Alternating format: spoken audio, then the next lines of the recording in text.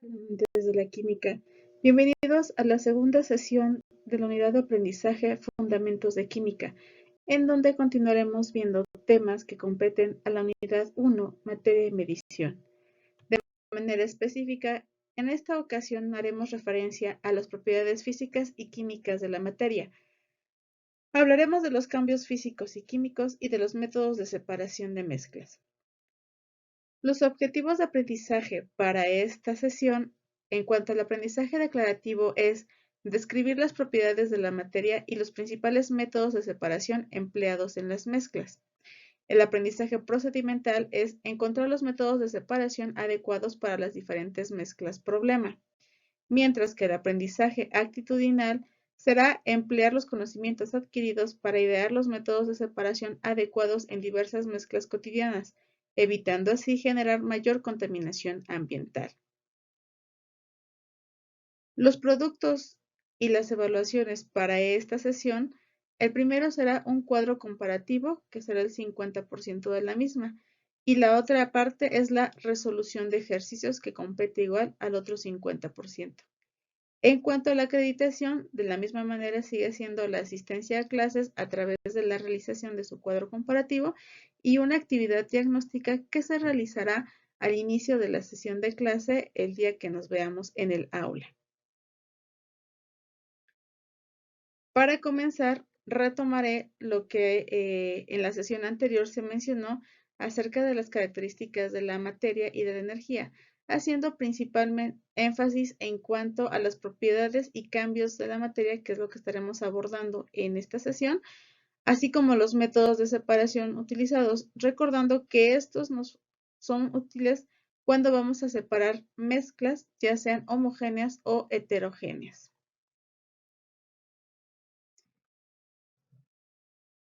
Vamos a comenzar por definir qué es un cambio físico.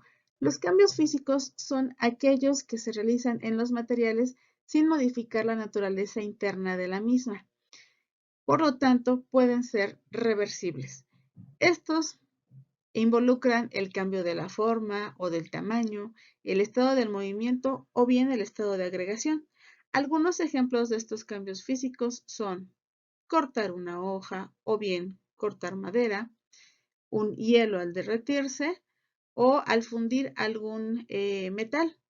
En todos ellos no estamos generando un cambio en su naturaleza interna, solamente estamos deformando algún aspecto físico de los mismos.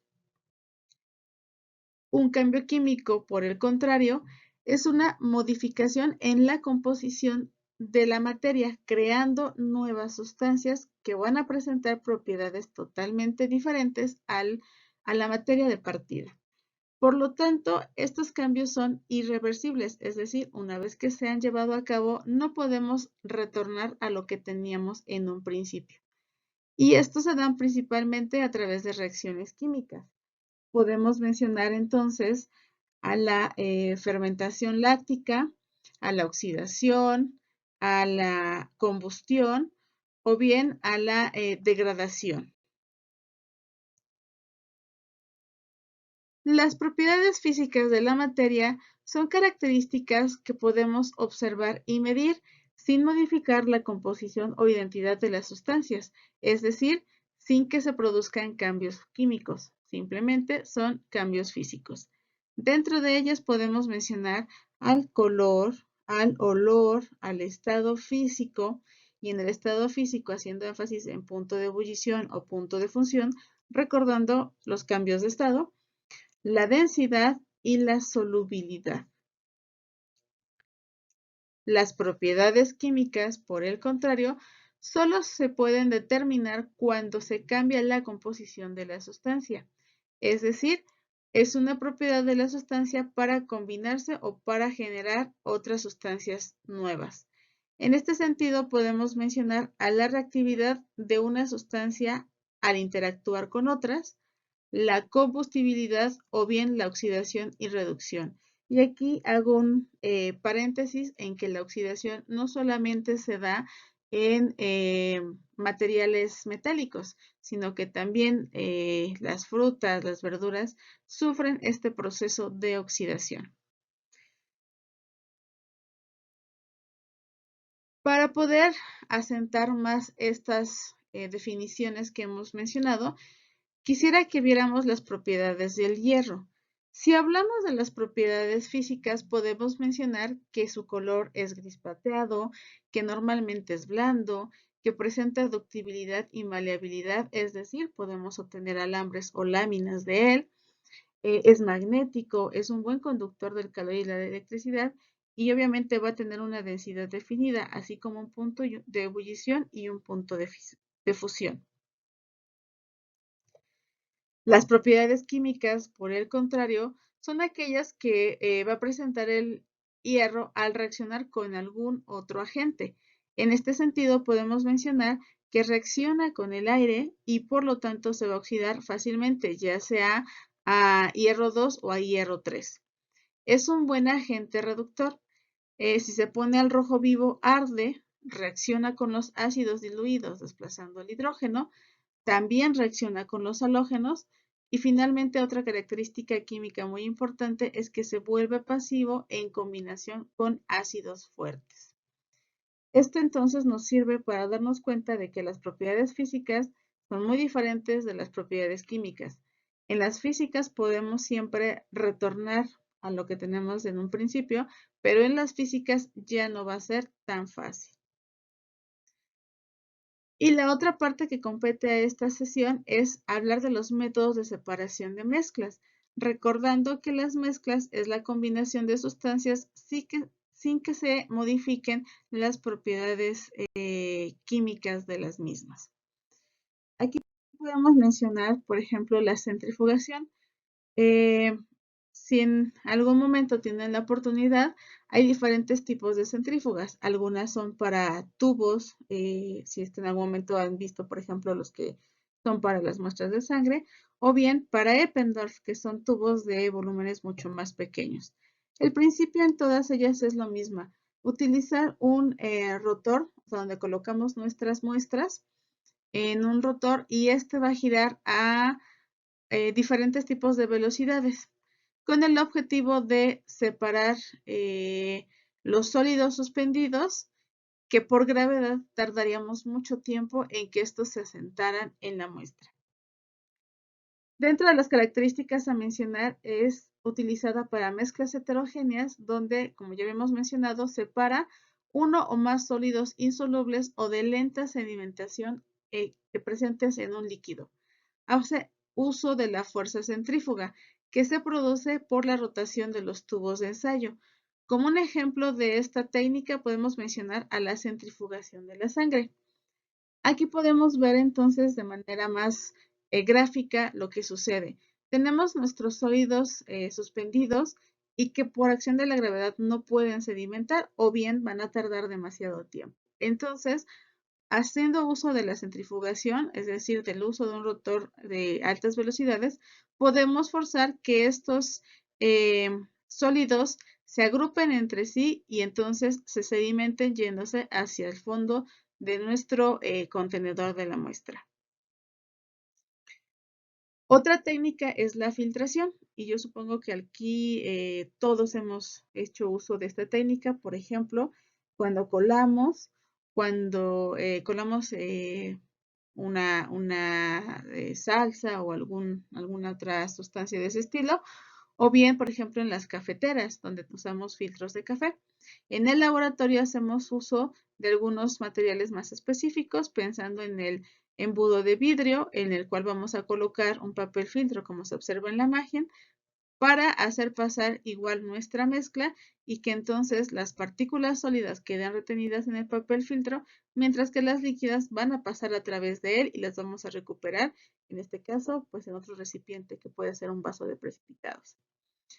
Esta técnica se utiliza también para mezclas heterogéneas con el objetivo de igual manera de separar uno o más sólidos insolubles en un líquido, haciendo uso de un medio poroso que puede ser papel filtro, puede ser algodón, puede ser alguna malla, etc., con el objetivo de retener ahí el sólido y que permita el paso del líquido. Un ejemplo del uso de esta técnica o de este método es cuando queremos separar arena y agua. Otra técnica es la cristalización. En esta colocamos nuestra muestra, que es un sólido que queremos purificar, y le vamos a agregar un disolvente. Posteriormente lo vamos a llevar al calor. En este sentido, al calentar, vamos a poder disolver nuestra muestra. Después de la disolución de nuestra muestra, dejamos enfriar con el objetivo de obtener pequeños cristales. ¿Para qué mezcla se puede ocupar este método? Para mezclas homogéneas, con el objetivo de separar un sólido soluble en un líquido determinado. ¿Cómo se realiza? Pues como les mencionaba, calentando la mezcla para evaporar el líquido hasta sobresaturar la disolución y después, por acción del cambio de temperatura, en este caso el enfriamiento, recristalizar el sólido. Aquí vemos en esta imagen cómo después de este proceso pues se pueden obtener cristales, algunos muy bonitos, otros no tanto. Otra técnica es la evaporación. Esta también yo creo que todos en algún momento hemos realizado una evaporación. Un caso muy común, pues cuando nuestras mamás están cocinando, al llevar las ollas al fuego y alcanzar la temperatura de ebullición, pues estas empiezan a emitir vapores. En este sentido, pues hacemos uso de un mechero o de una parrilla de calentamiento, que es la que va a transmitir la energía o el calor para que entonces nuestra solución cambie de estado o alguna de nuestras sustancias presentes en la mezcla y de esa manera podemos separarlas. Esta técnica se utiliza para mezclas homogéneas con el objetivo de separar un sólido que se encuentra soluble en un líquido, evaporando el líquido hasta que nos quede el sólido en nuestro contenedor. Un ejemplo de esta técnica es el agua con sal, una mezcla de agua con sal. Otra técnica de separación es la imantación. Como podemos ver en la imagen, pues necesitamos un imán que va a atraer a aquellos materiales que presentan magnetismo o imantación. Se utiliza para mezclas heterogéneas siempre y cuando haya un material magnético en la misma y que a través del uso de un imán pues podamos separarlo. Un ejemplo de esta técnica es la mezcla de arena con limaduras de hierro, donde obviamente las limaduras se van a adherir al imán, mientras que la arena pues va a quedar sin adherirse. Y de esa manera pues la estaremos separando. Una técnica muy utilizada en los laboratorios de química analítica sobre todo es la cromatografía. Tenemos dos tipos, una cromatografía plana o una cromatografía en columna, pero en ambas el principio es el mismo. Es absorber nuestra muestra en un medio poroso, que se conoce como fase estacionaria, y después lo colocamos en un recipiente, si hablamos de cromatografía en capa fina, que contiene un poco de un disolvente, de forma tal que por capilaridad el disolvente vaya subiendo a través de nuestra fase estacionaria y esto genere que la muestra se vaya separando, los componentes de la muestra. Si hablo de una cromatografía en columna, el disolvente va por la parte superior y entonces el procedimiento es exactamente el mismo. La muestra que queda retenida en la fase estacionaria, pues no va a ser tan fácil que salga. Aquella que no es retenida por la fase estacionaria, sino por el disolvente, pues va a ser arrastrada por lo misma a través de la columna. Esta técnica se utiliza para mezclas homogéneas con el objetivo de separar sólidos, líquidos o gases absorbidos en una superficie sólida, conocida como fase estacionaria, utilizando para ello una fase móvil, que es lo que va a generar la separación de los componentes. Aquí tenemos un ejemplo en donde se han colocado distintas tintas y obviamente podemos observar que no todas ellas pues van a correr con la misma velocidad o van a migrar con la misma velocidad. Otra técnica de separación de mezclas es la decantación. En ella hacemos uso de un material de laboratorio conocido como embudo de decantación. Este nos sirve para separar dos líquidos que son inmiscibles, es decir, que no se mezclan entre sí de forma tal que es utilizado para mezclas heterogéneas. aprovechando la propiedad de la densidad, haciendo que el líquido más denso quede por la parte inferior y el menos denso en la parte superior. Esta técnica es muy utilizada para separar el agua y el aceite.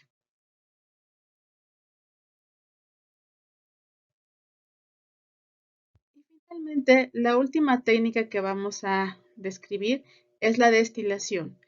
En ella utilizamos este equipo igual de laboratorio, un matraz redondo, un refrigerante por el que hacemos circular agua fría, refrigerante o condensador también, y aprovechamos aquí la propiedad de la diferencia en los puntos de ebullición de las sustancias.